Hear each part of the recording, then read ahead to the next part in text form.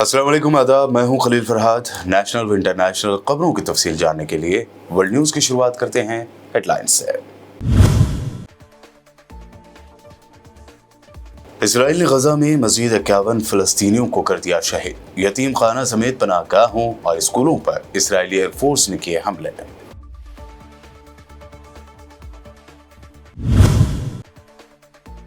Lebanon में Israeli ground operation को बड़ा झटका। हिजबुल्लाह जंगजुओं ने इसराइली आर्मी को पीछे हटने पर कर दिया मजबूर।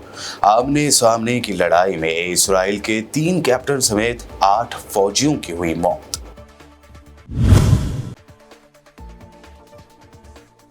ईरान के मिसाइल हमलों में इसराइल को पहुंचा शदीद नुकसान। कई एयरपोर्ट्स तबाह, फौजी तंसीबात को भी पहुंचा नुकसान। इसराइली फौज ने कर लिया एतराफ।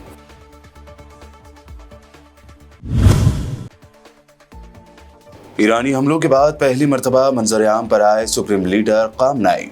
हसन नसरुल्लाह को शहादत से कबल लेबनान छोड़कर ईरान आने का भेजा था पैगाम, ज़राए ने किया इंकशाफ। ब्राह्मण होकर नॉनवेज और बीफ खाते थे सावरकर, गौ हत्या की भी कभी नहीं की मुखालिफत। कर्नाटक के हेल्थ मिनिस्टर दिनेश गुंडूराव के दावे ने मचाई सनसनी। और कंगना ने फिर बीजेपी को किया शर्मसार। लाल बहादुर शास्त्री की फोटो शेयर करके गांधी जी को बताया कमतर। कहा, देश के पिता यानी बाप नहीं लाल होते हैं। बीजेपी ने भी कंगना रनावत को लगाई फटका। ये थी हेडलाइंस। बढ़ते हैं खबरों की तफसील की जानिब। मशरिक़ वस्ता यानी मिडल ईस्ट के खित्ते को जहन्नुम में धकेलने वाले इसराइल ने गजा में मजीद 51 फ़लस्तीनी शहीद कर दिए हैं। अल जज़ीरा के मुताबिक गजा में सियोनी फौज के निहत्ते मजलूम फ़लस्तीनियों पर मज़ालिम जारी हैं। गुज़िश्ता 24 घंटों के दौरान इसराइली हमलों में 51 फ़लस्तीनी शहीद और 82 ज़ख्मी हो गए हैं।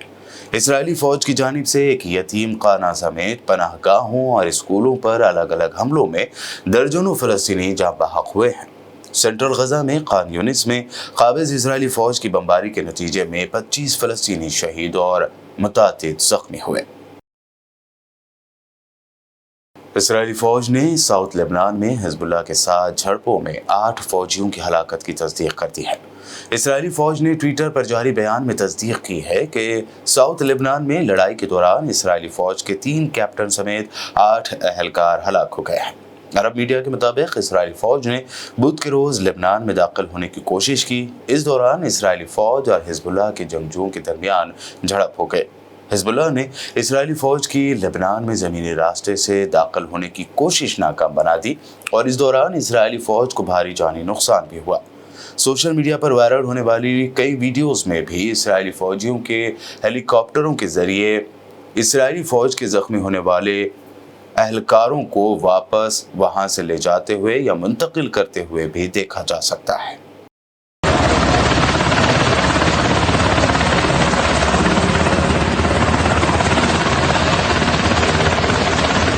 ईरानी मिसाइलों ने हमास और हिजबुल्लाह रहनुमा की शहादत का बदला लेने के लिए इसराइली फौजी तंसीबात को निशाना बनाया। इसराइली फौजी ज़राए ने CNN को बताया कि इन हमलों में फौजी तंसीबात को मामूली नुकसान पहुंचा है। इसराइली फौज ने तस्लीम किया है कि मंगल की रात ईरानी बैलिस्टिक मिसाइल हमले में उसके कुछ हवाई अड्डे निशाना बने, ताहम इसराइली फ़िज़ाया की कारकर्दगी पर इसका कोई असर नहीं पड़ा। सियोनी फौज ने एतराफ़ किया है कि मिसाइल हमले से हवाई अड्डे में मौजूद दफ्तर और देखभाल की इमारतों को नुकसान पहुंचा, मगर अहम इंफ्रास्ट्रक्चर मुतासर नहीं हुआ है। वहीं रशिया की मीडिया RT न्यूज़ ने भी कई सेटेलाइट फुटेज जारी की है जिसमें इसराइल के एयरबेस को नुकसान होता हुआ दिखाई दिया गया है। डेनमार्क के दारुल-हुकूमत कोपेनहेगन में इसराइली सिफारतखाने के करीब 2 धमाके हुए। गैर मुल्की खबर रसाई एजेंसी के मुताबिक इसराइली सिफारतखाने के करीब धमाके मुकामी वक्त के मुताबिक बुध को रात 3 से 4 बजे के करीब हुए। इसराइली सिफारतखाने की जानिब से जारी बयान में कहा गया है कि धमाकों में कोई जख्मी नहीं हुआ और न ही इमारत को किसी सूरत का कोई नुकसान पहुंचा है। अक़वाम मुत्तहिदा में इसराइली मंदूब ने कहा है कि इसराइल पर मिसाइल हमलों की ईरान को भारी कीमत चुकानी होगी और ईरान को ऐसे नताइज का सामना करना पड़ेगा जो उसके तसव्वुर से भी बाहर होंगे। अक़वाम मुत्तहिदा की सलामती कौंसिल के हंगामी इजलास से खिताब में इसराइली मंदूब ने कहा कि ईरान तमाम महज़्ज़ब कौमों और अपने ही अवाम का दुश्मन है। सलामती कौंसिल ईरान के खिलाफ पाबंदियां आयद करे। अमेरिकी सदर जो बाइडन ने वाज़ेह कर दिया है कि वो ईरान के न्यूक्लियर तंसीबात पर इसराइली हमलों की हिमायत नहीं कर रहे हैं। सैलाब से मुतासरा अमेरिकी इलाकों का दौरा कर रहे जो बाइडन से रिपोर्टर ने सवाल किया कि क्या आप इसराइल की तरफ से ईरान की जौहरी तंसीबात पर हमले की हिमायत करेंगे। इस पर अमेरिकी सदर ने नहीं में जवाब दिया। उन्होंने कहा इसका जवाब नहीं है। उन्होंने मजीद कहा कि अमेरिका इसराइलियों के साथ बातचीत करेगा कि वो क्या करने वाले हैं। ईरान के सुप्रीम लीडर आयतुल्लाह ख़ामनेई जो हसन नसरुल्लाह की शहादत के बाद महफूज मकाम पर मुंतकिल हो गए थे, गुज़िश्ता रोज़ इसराइल पर मिसाइल हमलों के बाद आज पहली बार मंज़र-ए-आम पर आ गए। ईरानी मीडिया के मुताबिक ख़ामनेई ने आला कारकर्दगी का मुज़ाहरा करने वाले तलबा के एहसास में रखी गई एक तकरीब में शिरकत की। तकरीब से खिताब करते हुए आयतुल्लाह ख़ामनेई ने मशरिक़ वस्ता में कशीदगी का जिम्मेदार अमेरिका और यूरोपीय ममालिक को ठहराया। उन्होंने कहा हसन नसरुल्लाह की शहादत पर मुल्क में सोग की फिजा है, लेकिन सोगवारी का मतलब किसी कोने में बैठ जाना नहीं है। हमें अपना सफर जारी रखना है। ईरानी ज़राए के मुताबिक सुप्रीम लीडर आयतुल्लाह ख़ामनेई ने हसन नसरुल्लाह को इसराइली मंसूबे से खबरदार किया था। ख़ामनेई ने इसराइली हमले से कई रोज़ पहले हसन नसरुल्लाह को लेबनान से निकल जाने को कहा था। ईरानी ज़राए का कहना है कि पेजर हमलों के फौरन बाद ख़ामनेई ने हिज़्बुल्लाह चीफ को ईरान आने का पैगाम भेजा था। ख़ामनेई ने इसराइली एजेंटों के हिज़्बुल्लाह में मौजूद होने के बारे में भी बताया था और ये भी बताया था कि इसराइल हसन नसरुल्लाह के कत्ल की साजिश कर रहा है। ईरानी ज़राए के मुताबिक ख़ामनेई का पैगाम कमांडर पासदारान-ए-इन्क़िलाब ब्रिगेडियर जनरल अब्बास नलफरोशान ने पहुँचाया था। इसराइली हमले का वक्त ब्रिगेडियर जनरल अब्बास भी अंडरग्राउंड बुनकर में मौजूद थे। लेबनान की तंजीम हिज़्बुल्लाह के चीफ शहीद हसन नसरुल्लाह को लेकर हैदराबाद में एक तहनीती जलसा मुनक्कद किया गया और बाद अज़ान जुलूस निकाला गया।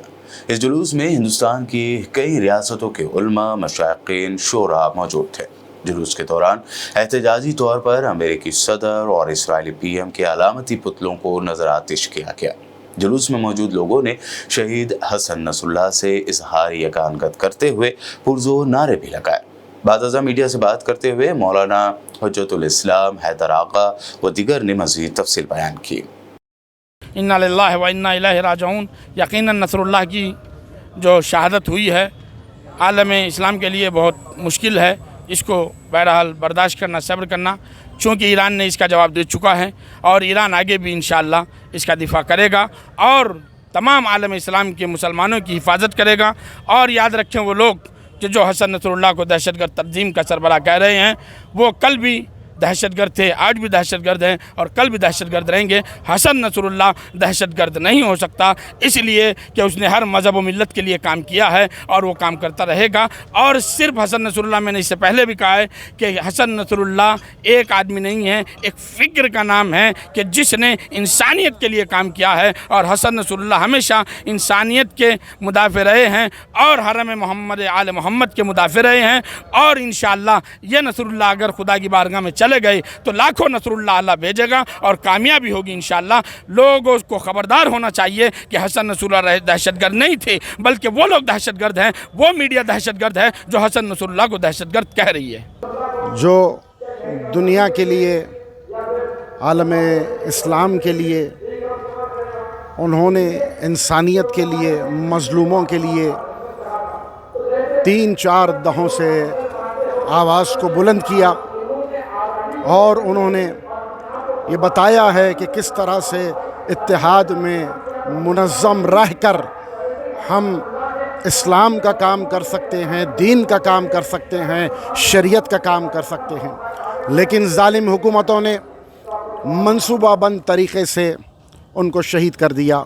हम इसकी मज़म्मत करते हैं और हम वो लोग के जो इंसानियत, ह्यूमैनिटी की आवाज़ को बुलंद करते हैं, उनसे पूछना चाहते हैं, बताइए ये कब तक बर्बरियत होती रहेगी, कब तक ये जुल्म होता रहेगा, कब तक ये छोटे छोटे बच्चों को शहीद कर दिया जाएगा, कितने उलमा को शहीद कर दिया जाएगा।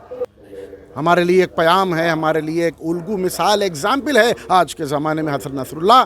तो मैं आप तमाम नाज़रीन कराम को बताना चाहता हूँ कि आप उनकी हकीकत से आशना हो, ये जानने की कोशिश कीजिए, पहचानने की कोशिश कीजिए कि हसन नसरुल्लाह किसे कहते हैं। उन्हें कोई गलत अल्फाज से ताबीर कर कर ना पुकारा जाए। वो शहीद है, वो शहीद है, वो शहीद है। वस्सलाम अलैकुम वरहमतुल्लाहि वबरकातुहू। बांग्लादेश की ऊपरी हुकूमत ने हिंदुस्तान समेत 4 ममालिक और अक़वाम मुत्तहिदा से अपने हाई कमिश्नर वापस बुला लिया है। जराये के मुताबिक बांग्लादेश की ऊपरी हुकूमत ने नई दिल्ली, ब्रसेल्स, कैनबरा और लिस्बन से हाई कमिश्नरों को वापस आने का हुक्म दिया।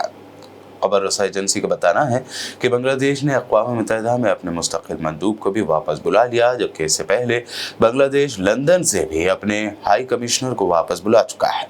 बांग्लादेशी हुकाम का कहना है कि हाई कमिश्नरों को वापस ढाका आने का हुक्म सिफारती ओहदों पर तब्दीलियों का हिस्सा है। बुलेटिन में वक्त हुआ है एक शॉर्ट ब्रेक का। जल्द लौटेंगे और देखेंगे मजीद अहम खबरें।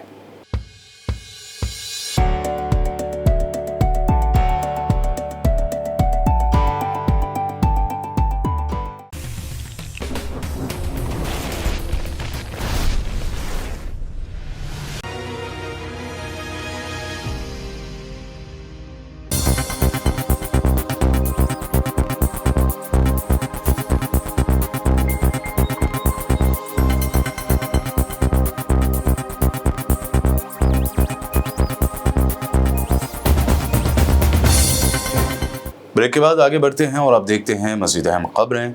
कर्नाटक के हेल्थ मिनिस्टर दिनेश गुंडूराव ने बड़ा बयान देते हुए सावरकर की पोल खोलने का भी दावा किया है।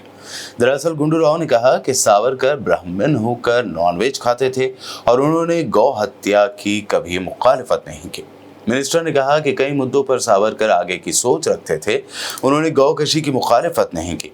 इतना ही नहीं, कर्नाटक के हेल्थ मिनिस्टर ने यह भी दावा किया कि सावरकर जात से ब्राह्मण थे, लेकिन वो बीफ भी खाते थे। उन्होंने खुद की पहचान नॉन वेजिटेरियन के तौर पर की। गुंडूराव ने कहा कि दूसरी तरफ मोहम्मद अली जिन्ना एक अलग तरह की क़यादत करते थे। हालांकि वो भी हार्डकोर इस्लामिस्ट नहीं थे, कट्टर नहीं थे, लेकिन सावरकर थे।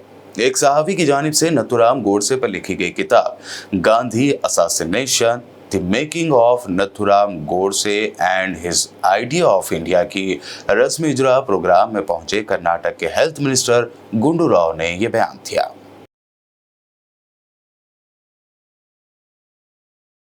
हिमाचल प्रदेश के मंडी से बीजेपी से एमपी बनी कंगना रनावत ने फिर एक मर्तबा अपने बड़बोले बयानात से बीजेपी को पीछे कर दिया है या शर्मसार कर दिया है। दरअसल कल बाबाए कौम महात्मा गांधी और लाल बहादुर शास्त्री की यौम पैदाइश के मौके पर कंगना ने ऐसा पोस्ट कर दिया जिससे बीजेपी को अपोजिशन के सामने झुकना पड़ गया।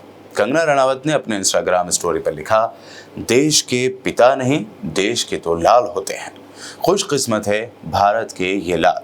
दरअसल कंगना के इस पोस्ट में गांधी जी को कमतर बताया गया है। वहीं एक दीगर पोस्ट में कंगना ने मुल्क में साफ सफाई पर गांधी जी की विरासत को आगे बढ़ाने का क्रेडिट पीएम मोदी को दिया। अब कंगना के इस पोस्ट से अपोजिशन ने तो बीजेपी की जमकर क्लास ली है, वहीं बीजेपी ने भी कंगना रनावत को फटकार लगाई है। शिवसेना यूबीटी लीडर संजय राउत ने महाराष्ट्र के डिप्टी सीएम और senior BJP leader Devendra Fadnavis के वोट जिहाद वाले बयान पर शदीद एतराज जाहिर करते हुए उनकी जबरदस्त क्लास लगाई है। संजय राउत ने कहा कि बीजेपी देश को तोड़ना चाहती है। अगर मुस्लिम्स बीजेपी के लिए वोट करे तो ठीक, किसी और के लिए करे तो वोट जिहाद। ये वोट जिहाद होता क्या है? ये देश का नागरिक है, मुसलमान है, जैन है, पारसी है, हाँ हिंदू है। अगर ये देश के नागरिक है और वो वोट करते हैं, अगर आपको वोट करता है तो चलता है। अगर ये वोट जिहाद की बात है तो आपने मुस्लिम महिलाओं के लिए ट्रिपल तलाक का कानून क्यों लाया भाई? क्यों लाया? आपको और समाज के लोग देते हैं, तो उसको क्या कहेंगे आप? अब महाराष्ट्र में गुजरात के लोग देते हैं बीजेपी को, ऐसा हमको पता चलता है, तो आप उनको क्या कहेंगे? गुजरातियों का वोट जिहाद कहेंगे? और भी समाज के लोग आपको वोट देते हैं, तो क्या चला इस देश में? आप इस देश को फिर एक बार तोड़ना चाहते हैं, फडणवीस जैसे लोग? हाँ, ये गांधी का देश है ना। कल प्रधानमंत्री ने गांधी के ऊपर बहुत बड़ा प्रवचन दिया है, आप देखिए, और बोलते हैं हम सब लोग गांधी विचार से अलग हो गए। तो आप कहाँ गांधी विचार में? आप कहाँ? ये वोट जिहाद वगैरह ये सब उनके दिमाग का कचरा है। देवेंद्र, मुझे मालूम है डिप्टी सीएम है, ये दूसरा देवेंद्र भुयार कौन है? कांग्रेस कायद राहुल गांधी ने हरियाणा के नूंह में जलसे-आम से खिताब करते हुए कहा कि बीजेपी आरएसएस के लोग पूरे मुल्क में नफरत फैलाते हैं। हमें नफरत को जीतने नहीं देना है, या मोहब्बत, भाईचारा और एकता जीतेगी। भाई और बहनों, सबसे जरूरी बात भाईचारा। ये लोग जहां भी जाते हैं, बीजेपी के लोग, आरएसएस के लोग नफरत फैलाते हैं। जहां भी जाते हैं, हर प्रदेश में जाते हैं, कहीं भाषा की बात करेंगे, कहीं धर्म की बात करेंगे, कहीं जात की बात करेंगे। नफरत को मिटाना है भाई और बहनों। हिंदुस्तान नफरत का देश नहीं है, हिंदुस्तान मोहब्बत का देश है। और ये आपने पूरे देश को दिखाया है कि ये देश नफरत का नहीं है, ये मोहब्बत की दुकान वाला देश है, नफरत के बाजार वाला देश नहीं है। और सबसे जरूरी बात जो हमने की है, हर मिनट हम करते हैं कि हम इन देश में नफरत को नहीं जीतने देंगे। इस देश में मोहब्बत जीतेगी, भाईचारा जीतेगा, एकता जीतेगी। भाई और बहनों, नफरत से देश कमजोर होता है, नफरत से दुख फैलता है, डर फैलता है। मोहब्बत ही नफरत की काट है, मोहब्बत से भाईचारा फैलता है, मोहब्बत से ही देश की प्रगति होती है। आजकल क्या होता है देखो, मैं बताता हूं आपको। कहीं मैं सड़क पे जाता हूं, मुझे दो तरीके के लोग दिखते हैं। एक ऐसे मुस्कुराता है, खुश रहता है, चेहरे पे मुस्कान होती है, मैं कहता हूं कांग्रेसी। और एक मुझे ऐसे दिखता है, मैं कहता हूं आरएसएस। ये छुपनी बातें, ये कभी कभी आ जाते हैं पार्टी में, बेस बदल के आ जाते हैं, मैं बस देखता हूं इनको, आरएसएस। अच्छा, डर के मारे हमारे भी लोग उधर भाग गए। अब बड़ा कंफ्यूजन है, वहां पे वो मुस्कुरा नहीं सकते, वहां पे उनको सीरियस बैठना पड़ता है मोदी जी के सामने, तो कंफ्यूजन हो गया बहुत। तो आप लोग कौन हो? आप लोग वो हो जो डरे नहीं। ये जो यहां पे बैठे हुए हैं, ये देखो, सारे के सारे मुस्कुरा रहे हैं। देखो,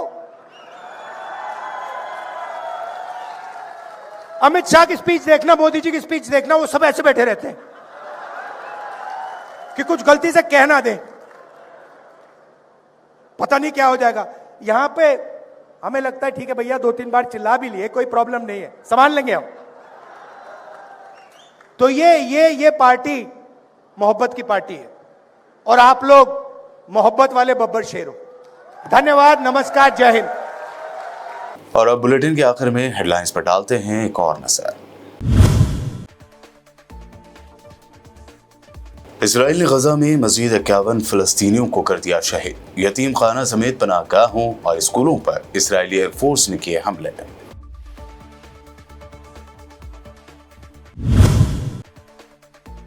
लेबनान में इसराइली ग्राउंड ऑपरेशन को बड़ा झटका। हिजबुल्लाह जंगजुओं ने इसराइली आर्मी को पीछे हटने पर कर दिया मजबूर।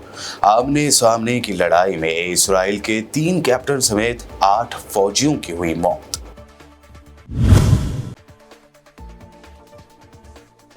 ईरान के मिसाइल हमलों में इसराइल को पहुंचा शदीद नुकसान। कई एयरपोर्ट्स तबाह, फौजी तंसीबात को भी पहुंचा नुकसान। इसराइली फौज ने कर लिया एतराफ।